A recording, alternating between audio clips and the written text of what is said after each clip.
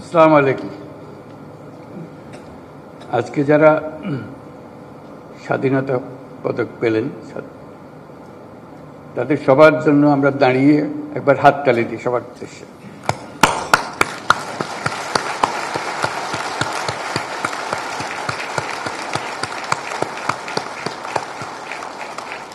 ধন্যবাদ। আজকে অনুষ্ঠানে আমাদেরকে মনে করিয়ে দেওয়া হয়েছে যে মরণোত্তর পুরস্কার দেওয়ার চাইতে জীবদ্দশায় পুরস্কারটা পেলে যে আনন্দ দেশের জন্য এবং পরিবারের জন্য, ব্যক্তির জন্য, তা মরণোত্তর পুরস্কারে পাওয়া যায় না। যাকে আমরা সম্মান দেখাচ্ছি তিনি আমাদের সঙ্গে নেই। আমরা যেন আগামীতে এটা একটা নিয়ম করতে পারি যে যাদের মরণোত্তর দেওয়ার তাদের পালা শেষ করে দিয়ে পর থেকে শুধু জীবিত অবস্থায় যারা আছেন তাদেরকে আমরা পুরস্কার দিই, তাদের প্রতি সম্মানটা আমরা দিই।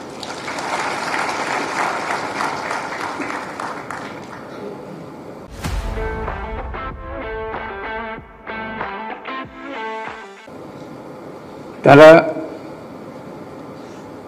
আমাদের জাতিকে এক মহান উচ্চতায় নিয়ে গেছে। পুরস্কার দিয়ে আমরা শুধু তাদেরকে সম্মানিত করছি না, আমরা বরং জাতি হিসেবে নিজেদের সম্মান তাদের মাধ্যমে পাচ্ছি।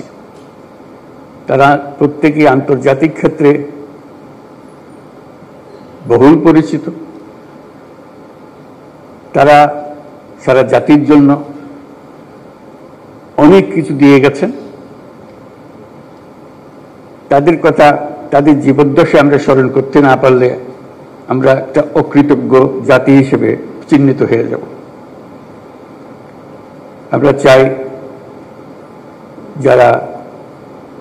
যাদেরকে আমরা এই সম্মান দিতে চাই যথাসময়ে সেটা যেন আমরা দেই। উপস্থিত সুধীবৃন্দ, সবাইকে আমার শুভেচ্ছা এবং সালাম জানাচ্ছি। আসসালামু আলাইকুম। আজ 25শে মার্চ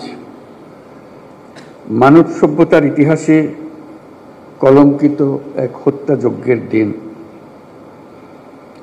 1971 সালের আজকের রাতে পাক হানাদার বাহিনী নিরস্ত্র ঘুমন্ত বাঙালির উপর নির্মমভাবে গুলি চালিয়ে হাজারো মানুষকে হত্যা করে। 25শে মার্চ থেকেই এদেশের মানুষ সশস্ত্র প্রতিবাদে জেগে উঠেছিল।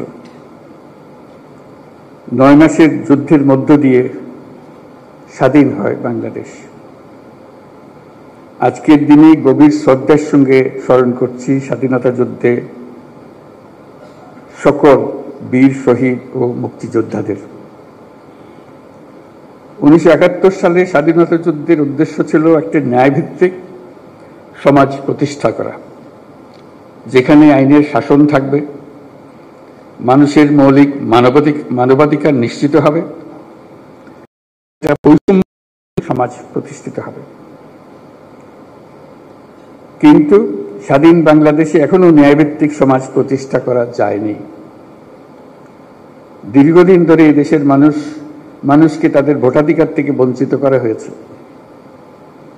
দুর্নীতি, লুটপাট ও খুনের রাজত্ব চালিয়ে দেশে একটি ফ্যাসিবাদী সরকার ব্যবস্থা কায়েম করা হয়েছে।